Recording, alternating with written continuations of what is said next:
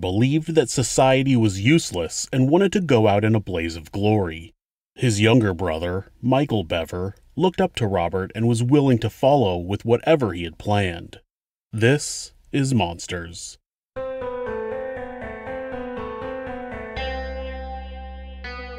feel like this is going to be... In this season of the podcast, I'm covering cases of parricide. That's the act of a child killing their parents. Some historical examples of parricide are Lizzie Borden, who killed her parents with an axe, and Lyle and Eric Menendez, who shot their parents so many times with a shotgun they were unrecognizable. Unfortunately, some of the cases of parricide don't only include just the parents. The term familicide is used to describe someone who kills their entire family. Used most commonly with family annihilators like Chris Watts or Michael Jones Jr., it also applies to kids who kill their parents and siblings. Paul Mones, an Oregon-based attorney who has worked on parricide cases around the United States, said that between 1 and 2% of homicides in the country involve children killing their parents. The most common cases are of sons who kill their fathers. There's not a lot of information available about the Bever family. Neighbors say that the family of 9 was quiet and reclusive. They lived in a large house in Broken Arrow, Oklahoma, about 20 minutes southeast of Tulsa. David and April Bever married in Texas when she was only 15 years old, according to comments she made on her Reddit account. David worked for Samson Resources in the IT department. His coworkers described him as a quiet man who kept to himself. His supervisor, Lisa Wolf, said that he was a nice guy who didn't get involved in office politics, and that was the type of person she liked to work with. The couple went on to have 7 children. At the time of the murders, they were 18-year-old Robert, 16-year-old Michael, 13-year-old Crystal, 12-year-old Daniel, 7-year-old Christopher, 5-year-old Victoria, and 2-year-old Autumn. The youngest was born premature, and April created a nonprofit called Autumn's Hope to raise money to help other people who had children who were born ill or premature. All of the children were homeschooled their entire lives, but none of the homeschooling groups in the area had any interactions with the Bevers. Jesus Christ. One of David's previous supervisors even founded the Cornerstone Homeschool Cooperative in Broken Arrow, but she said in an interview that she had never seen them associate with any homeschooling groups. Neighbors said the children only played in their own backyard, and the family seemed to actively stay away from social gatherings in the neighborhood. It seemed that the parents wanted to protect their children from the outside world. It might have something to do with Robert's claim that he had attended preschool outside the home, but he had been molested, which caused his parents to pull him out of the school. Bro, I feel like... I mean, I don't know any of the details of the case at all, but it does... Like, immediately, it triggers, like, every fucking red flag that I have about child abuse. Starting with the father who married the mother at the age of 15 when she was 15 years old, all the way to, like, homeschooling and not letting, you know, children interact with other kids. It does seem like there could be child abuse. I don't know yet. Starting with 7 children. I mean, yeah, that's a lot of kids. That is kind of weird, but still. I mean, it could just be Oklahoma, you know what I'm saying? There's Reddit too. Parents are on Reddit. It seemed as though they let that outside world into their home as they had very few restrictions on internet usage. The children were free to use a number of tablets and computers to access whatever they wanted. Now, I don't believe that media such as the internet, movies, music, and video games cause children to become violent, but it's still a place where they can find inspiration for ideas they're already having. Early on, it seemed as though the boys were interested in the same things as other boys their age: Star Wars, sports cars, and the band Linkin Park. Oh, and we can't forget Minecraft. He made 2 vlog videos where he seems like your average goofy teenager. Salute. Hey everyone, it's me, Cult Empire.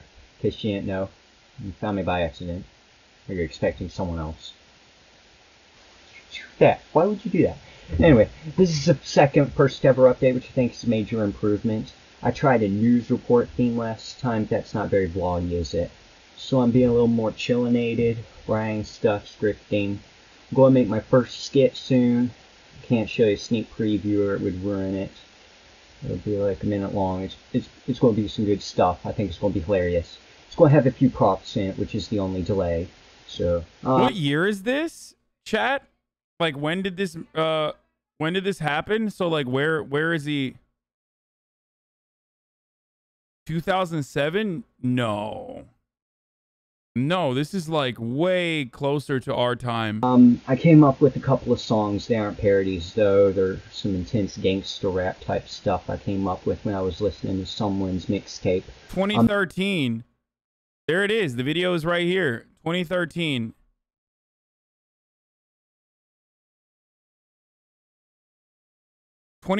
Is when he documented this. Yeah, I don't know why people were saying 2007 when I don't even know if Minecraft was out at that point. About that, yeah.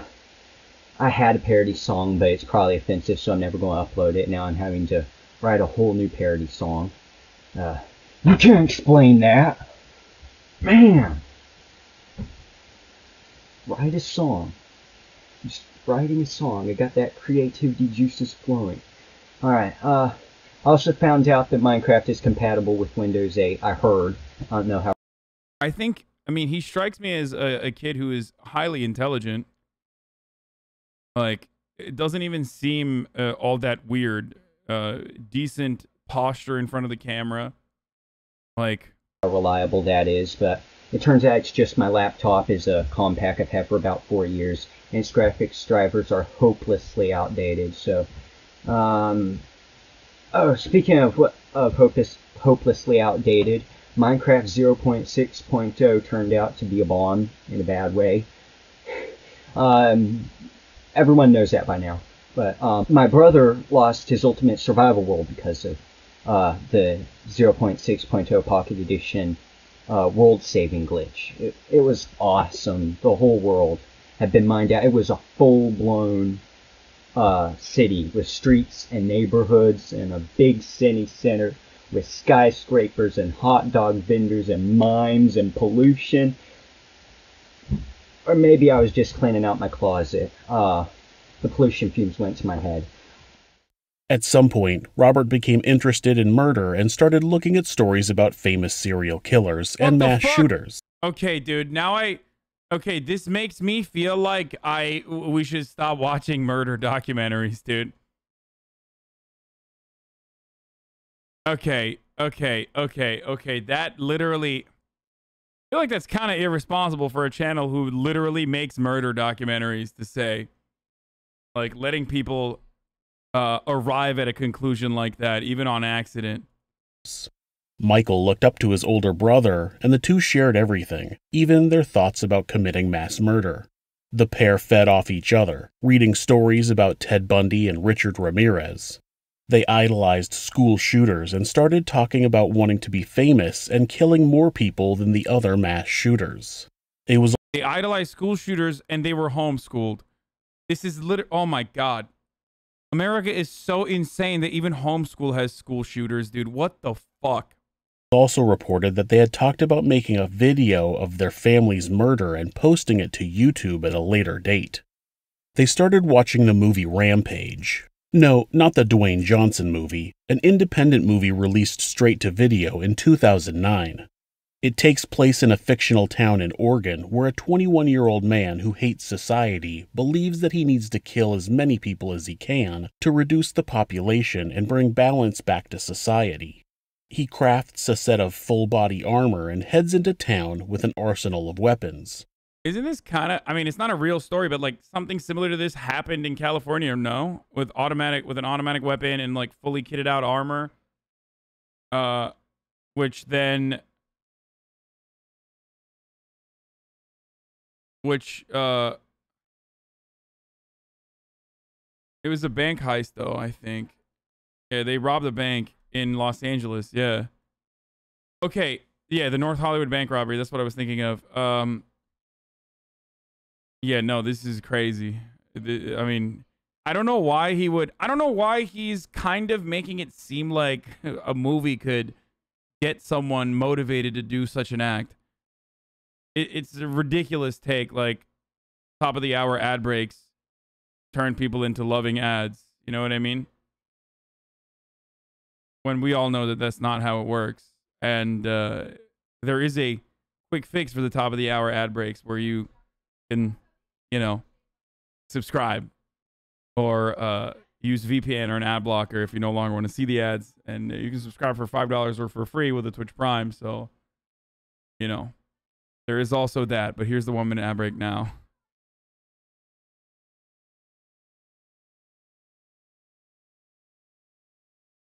I'm not lying. My childhood best friend did the Hollywood bank robbery. What the fuck?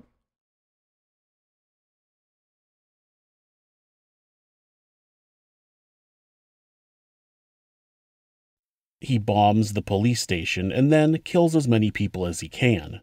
The worst part about the movie, spoiler alert, just in case you want to watch it. This isn't real. Trust me, you don't want to watch it. Is that he gets away with it. He somehow frames his only friend, and at the end of the movie, he takes off to go commit another killing spree somewhere else. The movie... Yeah, the robbery, the North Hollywood robbery is literally the reason why automatic weapons were banned. Became a source of inspiration and helped the two cultivate their ultimate plan. They didn't just want to become famous for mass murder. They wanted to be famous for having killed the most people. They wanted to travel across the country, racking up a kill count in the hundreds. Did you guys talk about being on the news and getting to see each other on TV and stuff? Yeah. What kind of things did you say and talk about? Mostly about how we were planning on killing more people. Yeah. Talk. And we become famous, we get on Wikipedia lists. Oh, okay. People. That'd be a big deal, yeah. I mean, do you think they might even make a movie or something, or a TV show? I don't know about a movie or TV show, but... Did you guys talk about that? Yeah, definitely documentaries and stuff. He just wanted to be famous. What did you want? Me? Mm-hmm. You keep talking about what he wanted. What did you want? No, I just want to get my winners pool. Get a job. But you, I mean, your big brother's telling me he wants to be famous, and you guys are making these plans. Surely you want some of that fame too, right? Yeah, I do want to do it with him because, like, he's going to do it no matter what. He says if I don't do it with him, they'll just kill me too. They specifically wanted a Wikipedia page about themselves. Ironically, if you search for them on Wikipedia, you won't find any articles specifically about them. What you will find is an article titled Broken Arrow Killings, which describes the event, but doesn't really focus on Robert and Michael. I don't know if that was on purpose, but I like that it's a subtle slap in their faces. Robert had a job working for Micah Tech, which was a Christian call center where people could call in and the person working on the phone would pray with them. Oh my God. This gave him money to start funding their plans. He started ordering parts to put together a full set of body armor for both himself and Michael. Both boys began collecting knives, something that Crystal had told her parents she was uncomfortable with. They brushed it off as normal boy behavior and didn't intervene in the boy's hobby. They were also aware that he bought a bulletproof vest, but didn't seem to think that was unusual. How long have you had the body armor? Fucking Oklahoma, by the way. Like, literally. That's half of this is just Oklahoma. Toxic masculinity, assumption that, like, of course boys are going to have, like, violent behavior and, like, will go purchase, like, a bunch of murder weapons, stuff like that. Like, if they're not hunting regularly and have no other use for the knives, then it's kind of suspicious. How do you homeschool your children and aren't aware that they're, you know, going crazy? A gun would be easier to explain than a bulletproof vest. Yeah, I mean, I guess it makes sense because it's like there's a lot of kids that want to be tactical, right? Body armor? Robert's had his probably since it started ago, and we've been buying it. Well, he's been buying it. And was it shipped to the house? Yeah. Do your parents know? I mean, did they know it? They knew he had bulletproof vests. They always thought that was a little loud, but they never said anything about it. Did he have anything else like the gear that the guys wear, helmets or goggles or gloves? He had a soft Kevlar vest, a heavy, I don't know, it's like a metal plated vest, Okay. level 38 and a level 38. He had a helmet, bulletproof helmet, a bulletproof DEA mask, and one goes. Wow. Also like knife-proof Arm thing. Yeah. Wow. Knife and balaclava. Okay. So yeah, it's And then the body armor that you had, what was it like? it was almost identical. Okay. It's just a couple of different models and stuff. And where is your body armor now? Oh, my vests and my helmets, it was laying in the woods. The dog pulled it off of me. Oh, I was wearing it. Oh, you were wearing it? Yeah, I was wearing the sort of vest and the plate carrier and Okay. helmet. So I took that, and the rest of my body armor was still in the closet. Okay. What their parents didn't realize was that Robert was also purchasing guns and ammunition. Once he turned 18, he realized that he was able to purchase guns, and the two began planning. Tell me more about making plans and what you guys talked about. Making plans, we all plotted every night, and I started realizing we were actually going to do this thing on the second night. And so I started getting ready. When was that? You second night? What do you mean? July 1st. Okay. Because we started June 30th. That's when you... Again, normal Oklahoma behavior to be able to purchase weapons, you know, just can't purchase beer, can purchase weapons. Very normal, very cool stuff. You started making the plan? Yeah, that's where we found out you could buy guns legally. I see. Did you guys make drawings or write things down? Or I think he had a journal. The basic ideas had his down. I think it's under his bed. under his I haven't bed? checked out. Is it like a journal, like a notepad, or like Yeah, a book? it's like a blank book. Okay. Blank black book. I think it's like a little case or So something. you think he wrote stuff in there? Yeah, I think he was planning it. So then the second day you said that's when you realized that it might actually happen? Yeah. What made you realize that? How serious he was. I mean, he was going through. He started planning on taking all of his money out of his bank and throwing away all of his stuff. So Why did he want to do it? kill people. Yeah. Well, mainly two reasons. I think it's because he just he says he hates everyone. He thinks society is pointless, and so he wanted to kill people. Now, And also he wanted to beat the kill amount of other famous people like Columbine and James Egan Holmes. It sounds like Robert was able to purchase guns online and have them shipped to a gun store where he would be able to pick them up. At some point before the murders, a gun store employee called Robert to let him know that a shotgun and 2 Glock pistols were ready for pickup. He planned to pick them up the day after the murders. Robert then ordered thousands of rounds of ammunition to be delivered to their house. Now, you may be asking, how are his parents not going to notice thousands of rounds of ammunition showing up at their home? Well, that was the beginning of the plan. They were going to murder their family and use the house to receive the ammo, then steal the family's GMC Yukon and go on their road trip of... I moved to Italy from here, and I don't know if that was a good decision. What do you mean? You moved away from America to Italy, and you don't know if it was a good decision? While we're watching a fucking video about how easy it is to purchase guns in Oklahoma? No, I think you're doing all right, probably. Okay? Did I misunderstand it?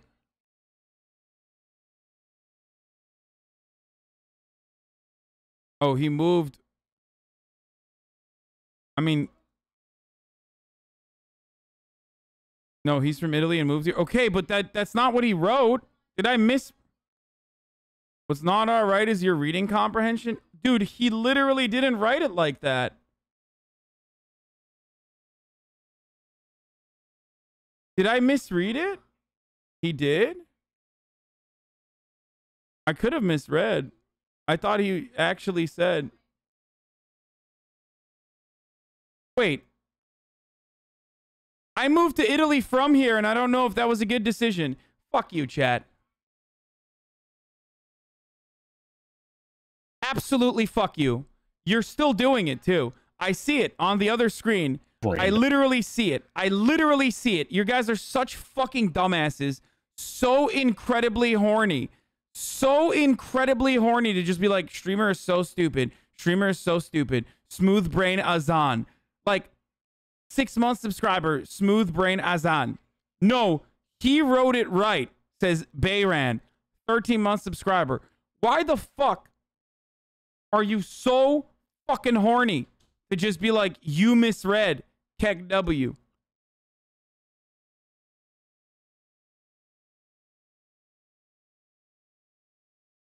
Why?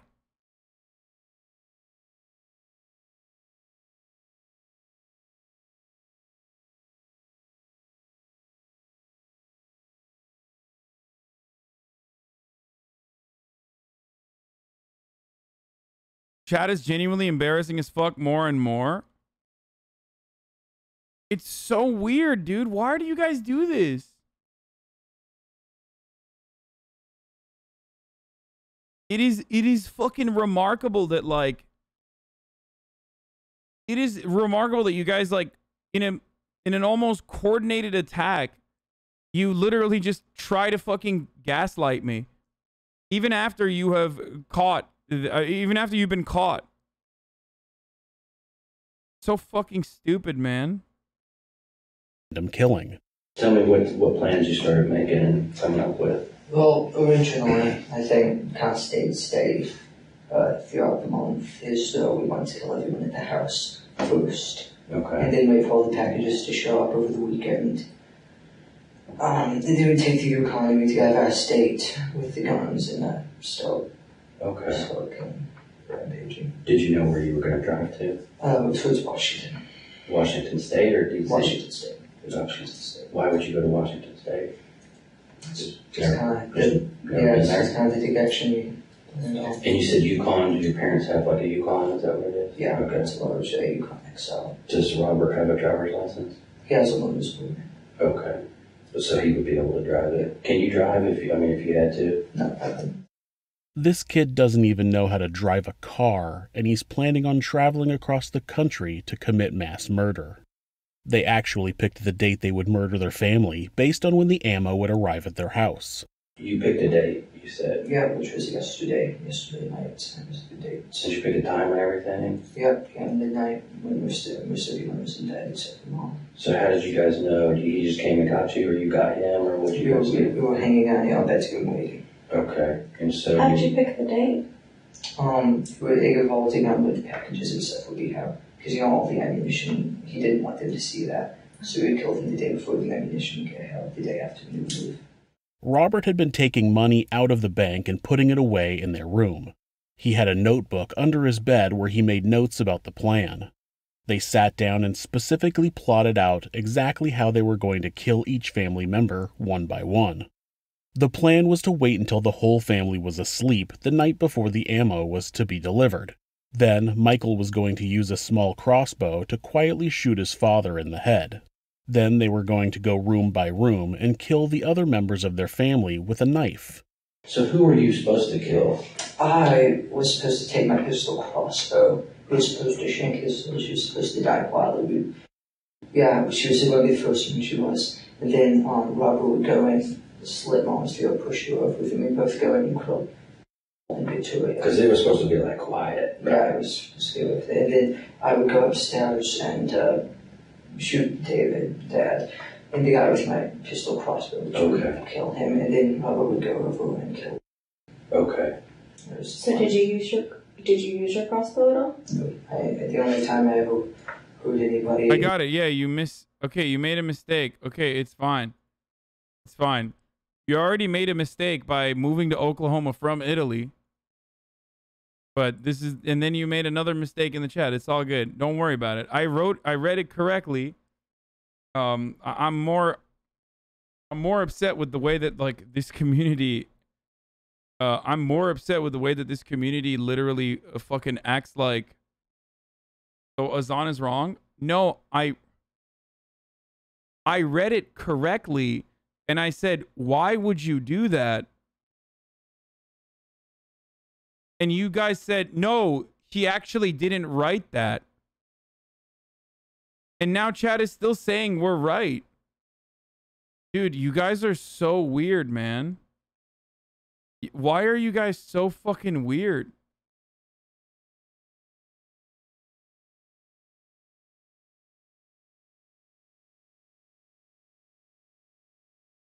chat said I misread what his statement was when I was confused by why his statement was strange.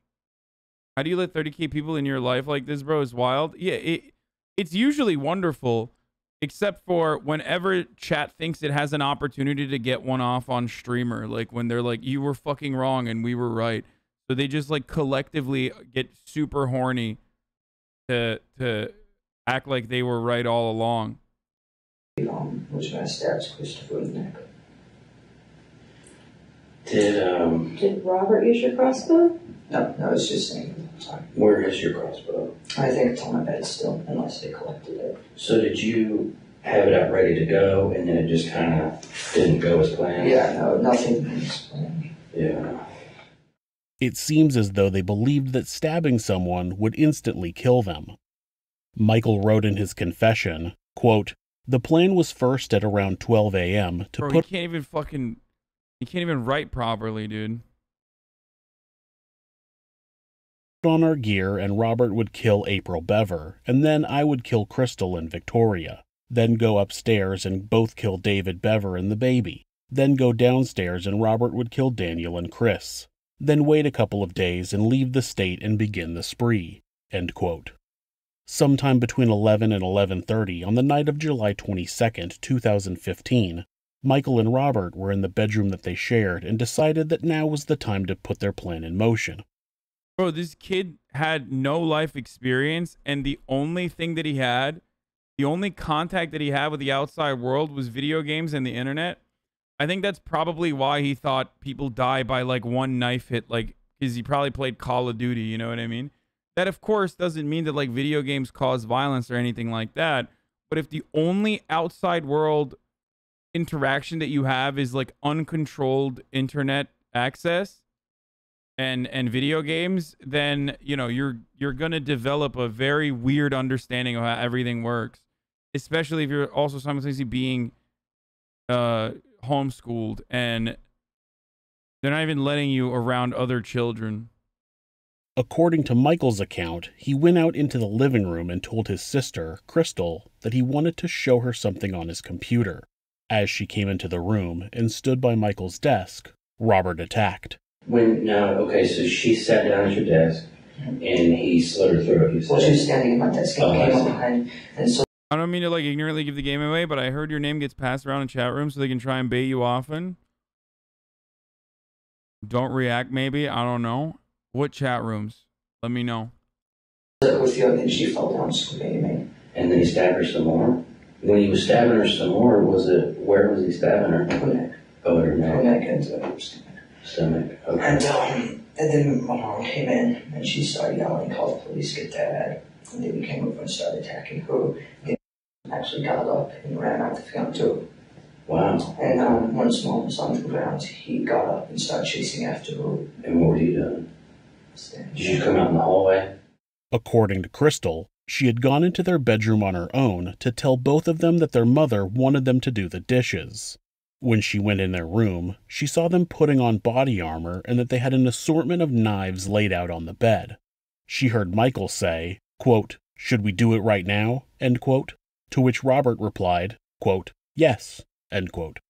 Michael asked Crystal to look at something on his computer, and when she did, Robert came up behind her and slit her throat. Robert was under the impression that slitting her throat would kill her quickly and silently, but a lifetime of action movies had lied to him, and Crystal began screaming. The screams from Crystal alerted their mother, and when Robert turned his attention to her, Crystal was able to run out of the room. The girl was able to get out of the house and collapsed in the driveway. April began screaming for someone to call the police before Robert began stabbing her with the same knife and eventually pushed her into the kitchen where he continued stabbing her in the neck. At this point, the house erupted into chaos. After Robert was finished with his mother, he went out the front door, grabbed Crystal, and dragged her back onto the front porch.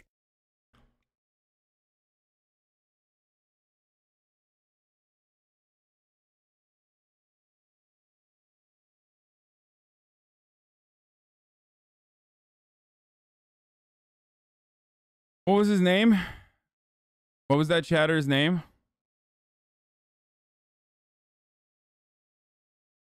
What was that chatter's name? Don't fucking hide him.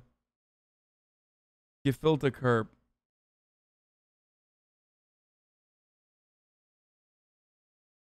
He then went to find the younger kids and told Michael to bring Crystal back inside. Michael dragged his sister back into the house and left her lying in the entryway. He must have locked the door because authorities said it was locked when they arrived at the scene. Christopher had locked himself into the bathroom with their sister, Victoria. Michael went up to the door and pretended to be trying to hide from Robert, telling them that they needed to let him in. When Christopher opened the door, Michael went in and stabbed the two to death. Daniel had locked himself in their father's office, which was right next to the bathroom. He had managed to get Michael's cell phone and called 911 at 11:32 p.m. Broken 911. Broken Arrow 911. Hello? Hello. Hi, where are you at? Broken Arrow, Oklahoma 7411. What address? 709 Magnolia Court. Okay. Are you the only one there? No, my brother's attacking my family. Your dad is attacking your family? No, my brother. Okay, who's attacking your family? What? Who's attacking your family? Yes. Who is it? Okay, so we learned that dispatchers don't do this to be fucking stupid or annoying. They do this so they keep you... No, the dispatchers do this on purpose so they keep you on the line. One, to keep you hyper-focused on them rather than their surroundings and not fucking freak out and do something bad. And two, so that they can actually keep them on the line to triangulate their location. I originally always thought dispatchers were so fucking stupid and like literally just constantly were just like, I don't know what you're saying. Turns out it's like deliberate. I also still don't understand why they do it like this though, instead of just like, you know, calming them down or maybe just like talking about other stuff. I don't fucking know.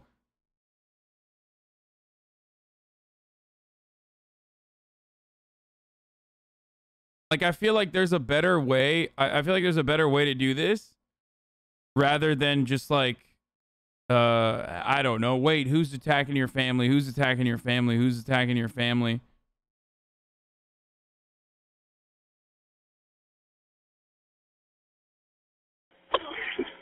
Do they?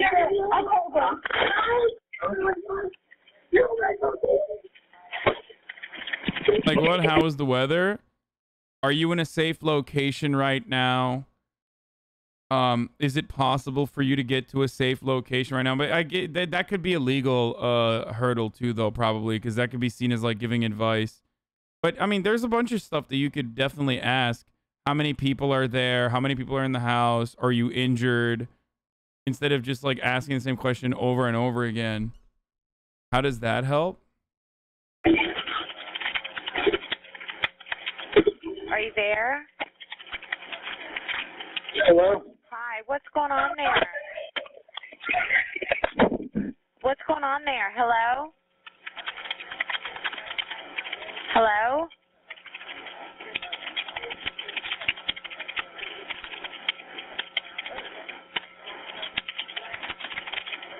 Not applause. Michael used the same ruse to get Daniel to open the door, and when he did, he took the phone from him and smashed it. Michael told Robert, quote, "He's all yours," end quote. Robert stabbed Daniel multiple times, and when Robert let him go, he ran away, but collapsed in the living room where he died. David was asleep upstairs, and when he was finally awoken by the commotion, he came downstairs. When he saw the horror that was going on in the home, he charged Robert. Unfortunately, Robert managed to stab his father in the chest as he came at him, and David fell to the floor. Robert continued stabbing his father to death. Almost as soon as they had killed everyone, or so they believed, there was a knock at the front door. They didn't know who it was and thought it might be a neighbor, so they grabbed a backpack and fled out the back door. They ran through some woods to a creek behind their house.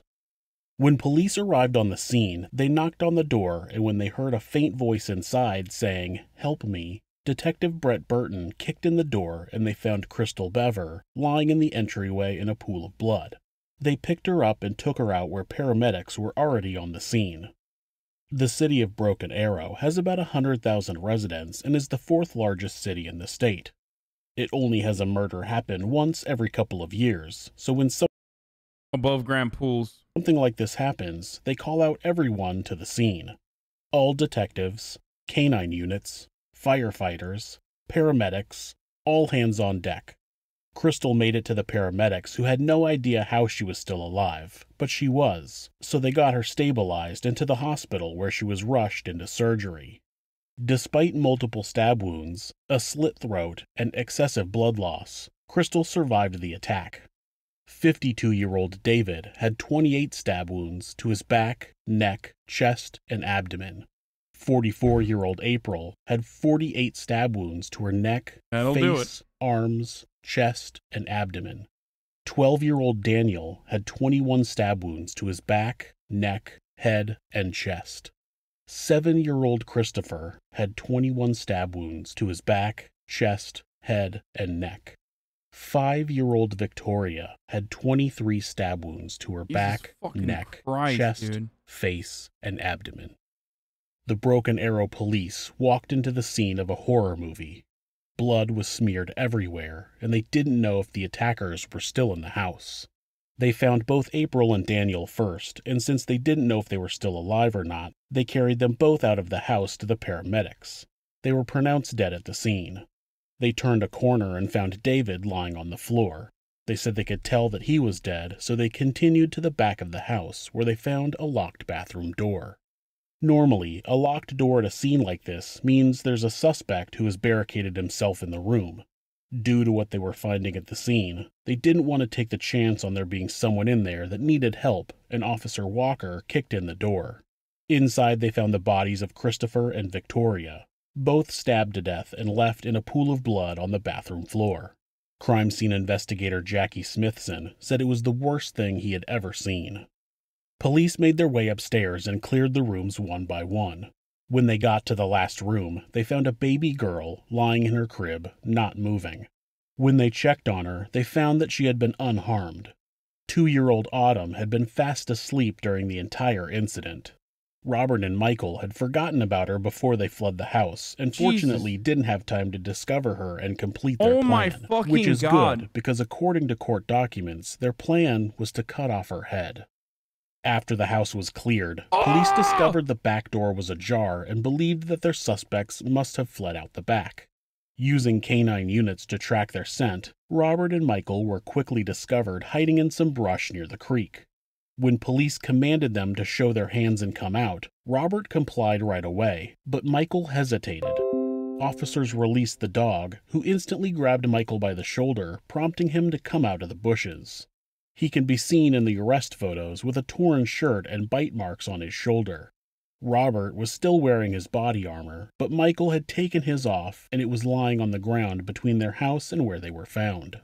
When the brothers were arrested, they were photographed for evidence and Michael has a vacant look on his face, like he did. I'll show you that part at least. There's blood. There's a little bit of blood. I just want to make sure that you see, or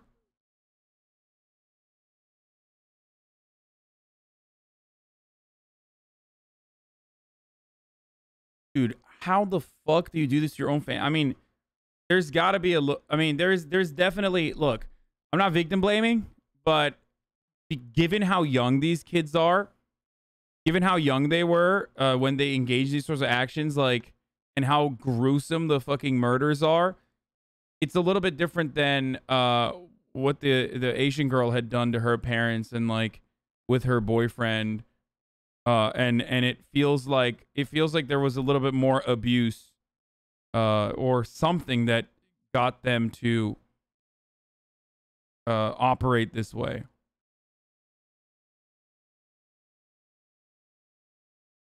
Jennifer Pan, yeah. They didn't really talk about this, but like, I mean, it could be pure psychopathy, but He anyway. didn't really care one way or the other that he just murdered his family. Robert, on the other hand, actually looks quite happy. He has a smirk on his face like he just passed a test. As police went to put them in separate patrol cars, Robert looked over at Michael and said, quote, "It's been a pleasure. I'm proud of what I've done." End quote. On the night of the murders, a neighbor, Julie Wallace, informed police that the family had a dog. Their Dachshund Chihuahua mix wasn't found until later the following afternoon, and she was given to Julie to care for. Julie said that the dog, who she has since renamed Sally, is still frightened anytime they're screaming on the television. Back at the police station, both Robert and Michael talk openly about their plans. For reasons I couldn't find, Robert's interrogation was sealed, but Michael's remained available. While talking to detectives... Oh, yeah, no, they didn't want to just kill their own family. They wanted to kill a bunch of people. I'm saying that, like, you don't become a psychopathic mass murderer without, like, some kind of neglect or abuse, usually. Like, there has to be a little bit more than just, like there has to be something that had to have been a trigger, you know? Detective Burton, he tried to downplay his involvement in the murders. His story involves Robert running around the house stabbing everyone with himself just standing by. He disabled the home alarm when Crystal went out the front door and helped bring her back into the house. Eventually, he admits to stabbing Christopher once, but tries to say that Robert did everything else and he only participated because Robert said he would kill him if he didn't. So everybody that you killed and every single stab wound that you inflicted, we're going to know about. And this is your last chance to just kind of let us know, to be honest. Why did Charlie Watts kill his family then? There's a motive there. There's a motive here too, which is fame, which is not the same as a motive for Charlie Watts, who wanted to get away from his family with his and start a new life. Or a motive for Jennifer Pan was like collecting life insurance money, or Charlie Watts, sorry, Chris Watts. There was I thought the person said Charlie Watts, so I was just reading off what he was saying. Regardless. Chat, fucking calm down. I misspoke, man. Jesus Christ, what the fuck's going on, dude?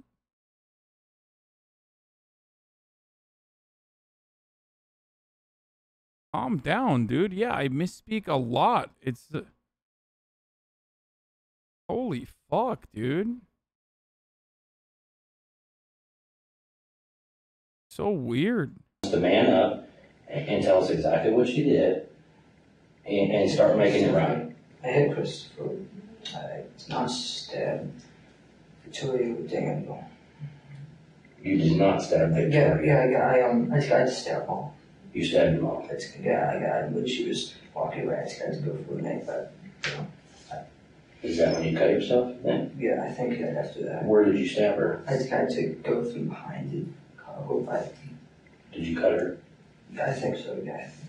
This doesn't seem like something you have to think about. I know you're still kind of dealing with it.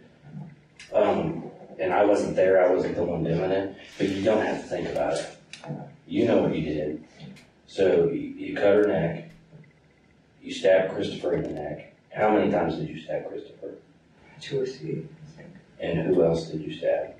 Besides Mom.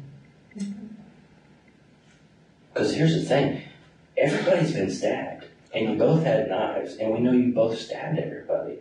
So you guys are kind of at the same level, and so now it's who's going to be honest and make this right, and who's a liar. Okay, which one do you want to be? I'm not a liar. Okay, so you're a man of your word? Yes. Okay. Now he claims he stabbed Christopher 2 or 3 times. Unfortunately for Michael, Robert's story doesn't match. While they talk to Robert, he is proud of the people he killed. He wants credit for all of his evil deeds, so why would he give Michael credit for killing people if he hadn't actually killed them? Both of the brothers were charged with 5 counts of first-degree murder and 1 count of assault and battery with a deadly weapon. Michael's defense lawyer, Rob Nye... Dude, the only thing that stopped these kids from killing more was the fact that their guns had not arrived. Like, if their guns had arrived, instead of murdering their own family, they would have waited to like probably go somewhere fucking crowded and use said weapons. That's crazy. Oh. Filed a motion to try their client as a juvenile, but Oklahoma state law says that 15 to 17-year-olds Or are to not be the tried. gun, sorry, the bullets had not arrived. The little brother called the police, he stopped them. Well, that too, but I'm saying that if their bullets had arrived, they probably would not have. If their bullets had arrived at the time and they had weapons, they could have changed their strategy, and instead of like immediately going off and murdering their fucking families, like they could have tried to maximize the amount of kills as an adult if they're charged with first-degree murder. His motion was denied. On June 17, 2016, while both of the brothers were being held in the jail medical unit, segregated from each other, Robert tried to commit suicide. He had tied a sheet around his neck, with the other end tied to his bed. I guess their strategy was to kill their family before the bullets arrived, because the bullets arriving was going to cause suspicion in the family. I get that. I'm saying, like, I'm glad that they were, too stupid to not waiver the bullets. Tried to hang himself, but was unsuccessful. Since Robert was 18 at the time of the murders, he was eligible for the death penalty. In an effort to save Crystal from having to testify in court, on September 7th, District Attorney Steve Kunzweiler offered Robert a deal to take the death penalty off the table if he pleaded guilty to all counts. Robert took the deal and was given 5 life sentences without the possibility of parole to be served consecutively, plus another life term. The state assumed that Michael would also take a deal, especially since he tended to follow the lead of his older brother, but he didn't. Michael pleaded not guilty and brought the case to trial. At the trial, Robert testified for the defense, and his story. The defense attorney stated that David Bever was physically and verbally abusive towards his children, according to Crystal Bever's testimony. Robert Bever claimed that both of his parents were hateful and abusive to him and all of his siblings. He said his parents would often talk about people they hated and would refer to the biblical apocalypse as a retribution thing for everything they hated about the world. Most sane evangelical family in Oklahoma, it feels like.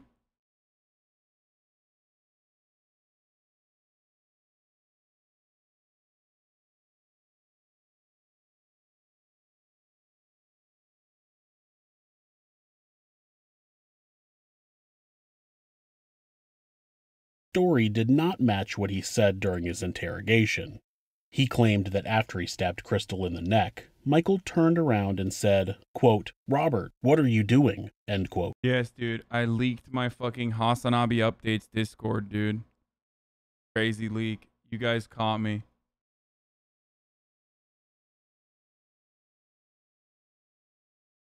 Y'all are being so annoying today, dude. What the fuck? He told the jury that Michael had only convinced the younger children to open the locked doors, but never stabbed anyone. Michael's knife had his own blood on the handle. He said in his interrogation that he thinks he cut himself when he stabbed his mother. The knife also had blood from his mother and his father. Michael had claimed that Robert had killed their mother, which gave Crystal time to run away, but according to testimony from Crystal, Robert immediately ran after her and caught her in the driveway, and Michael is the one who killed April. Both Robert and Crystal testified that there was physical abuse in the house. Robert described his father yelling at Michael about his speech impediment. He claimed that one time, out of frustration for Michael's stutter, he shook the boy and yelled, quote, "Stop and don't talk until you can speak clearly," end quote. He said there were occasions where David would punch or kick Michael. Crystal said that David threw the kids across the room in the past, and one time overheard her parents talking about being too rough on Robert and Michael when they were younger. So the reason why I said there had to have been at least some kind of abuse, and I was right, is because oftentimes, like, kids who are psychopathic don't fully manifest into, like, those tendencies, or don't fully develop into, like, exercising those urges that they might have as violent psychopaths do before they get to like an older age, like 25 to 27 is when a lot of people start developing, or rather a lot of people start experiencing the mental health complications that they have. So when you see someone who's like that young, that could have accelerated the process for them. You can't be diagnosed with ASPD/psychopathy until age 18. Before 18, you get diagnosed with conduct disorder usually. They didn't just kill their... I'm not saying they were... Guys. I'm not saying that these kids were looking to avenge their abusers. Like they were looking for vengeance. I'm saying that their abusive parents must have triggered like at least psychopathic behavior in one of the kids.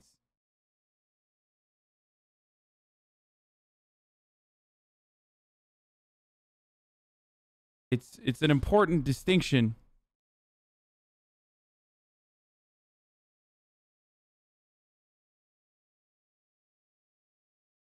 Robert believed that his parents were paranoid and wouldn't let them be around any strangers. They had cameras around the house, but the cameras didn't record. They just allowed David to monitor the house from his phone at all times. On May 10, 2018, Michael Bevers was found guilty of 5 counts of first-degree murder and 1 count of assault and battery with a deadly weapon. Michael was scheduled for sentencing on July 24th, where he made a statement saying, quote, "Every minute and every second, I've been thinking about what I could have done different and what kind of life I could have had with my family," end quote. Judge Sharon Holmes put off sentencing until August 9th in order... It does feel like he was totally just following the lead of his brother, and his brother like was the one who... I mean, it's obvious that the YouTuber wants us to feel that way too, because of the way that he described how different each kid looked when they got arrested, but... to give herself more time to think about her decision. When August 9th came, the judge sentenced Michael to 5 life sentences with the possibility of parole, plus a 28-year sentence for the attempted murder of Crystal, but the sentences are to be served consecutively, so it's likely he will spend the rest of his life in prison. This sentence went against the jury's recommendation to give Michael a chance at parole after 38 years, and the defense believed it violated state rules against sentencing juveniles to life sentences. Michael's lawyer filed an appeal on the grounds that 5 consecutive... That doesn't mean he's innocent, boys. He stabbed his fucking baby sisters. Like he participated in the stabbing of his parents and his sisters. Okay, that's not an excuse. I'm not giving any sort of excuse here to either of these kids. Life sentences, even with parole, is still in fact a life sentence. People under the age of 18 are unable to be sentenced to mandatory life sentences on the grounds that it violates the 8th Amendment's prohibition of cruel and unusual punishment. I would argue that being stabbed to death is cruel and unusual punishment. Why is Michael immune from receiving the same sentence he carried out on his own family? Supreme Court Judge Gary Lumpkin said that children accused of multiple violent crimes should not get a volume discount on the sentence imposed. He said that the decision on consecutive or concurrent is within the discretion granted to trial courts. The Supreme Court ruled 3-2 in favor of upholding the sentence. Michael will spend the rest of his life in prison. The Bever home sat on the market for years, with nobody willing to purchase the heavily stigmatized house. The neighbors worried that the home would continue to be an eyesore on the community and continue to attract looky-loos who wanted to see the house where the Bever family was murdered. Looky-loos. On March 18, 2017, the house was destroyed in a fire. Authorities believe it was arson. No shit. But they have no leads as to who may have set the fire. A month after the fire, the city of Broken Arrow raised the funds to purchase the property where the Bever home sat and turn it into a memorial garden. The park that we have designed, the park department has designed, is a place that brings healing and tranquility. So we hope that eventually the first responders that came to this property, and even maybe years from now, the siblings that survived, could come by here in remembrance of the family members lost and provide some. Bro, I fucking doubt any of those siblings want to be around.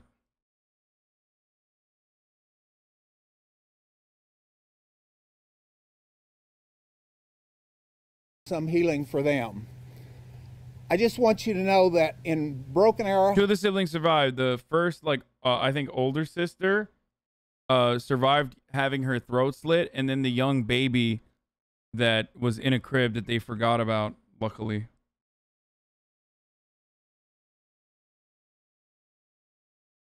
Oklahoma, we will not let evil overcome good. And I just wanted to finish with a quote that I found that says, good will always prevail over evil, no matter how much evil attempts to break you. More than that, you are never truly in darkness. Sometimes all you need to do is turn on the light. Today in Broken Arrow, we're turning on the light. This house has been, in more ways than anybody other than the neighbors will know, just, yes, a constant reminder. I'm almost positive that in the future it would be a constant reminder for those surviving victims. We're proud to say, because we maintain a beautiful relationship with the extended family, we have their blessing on this. It is the right thing to do. It's time to turn the light on. In May of 2018, the home was demolished and the city began work, transforming the property into a garden. The garden was dedicated on March 27, 2019. As the mayor said, I'd like to thank everybody for coming out today to support the city's efforts to help our community heal after obviously a major tragedy that we had back in 2015. I do want to recognize, as I'm sure other members that are going to speak today, to talk more specifically about those that have contributed. But for me, anytime that you can add a park to your community, whether it's a passive park or it's an active park, it's always a really good thing. And what I'm most impressed about this park is the fact that it was a partnership between the public sector and the private sector to help this neighborhood and our community heal from that tragedy back in 2015. I just want to say, on behalf of the city staff and also the city council, thank you to everyone that contributed to this park. I think it's going to be something that folks in this neighborhood and the community will be able to enjoy for many years to come. On July 15, 2019, Robert Bever attempted to attack prison staff with an 8-inch-long sharpened instrument. The incident report states that 2 prison staff members were standing in the day room at Joseph Harp Correctional Center in Lexington, Oklahoma. Robert approached them from behind and tried to attack, but one of the officers got him in a bear hug and ordered him to drop the weapon. He complied with that command and the commands to get on the ground. I guess he's learned the hard way that killing isn't so easy when your target isn't an innocent little kid. He was written up and the incident will go in his prison records, but what are they going to do, give him more time? All information about Crystal or Autumn's whereabouts has been sealed for their protection. Hopefully they're in a safe place and are getting the help and support they need. If you're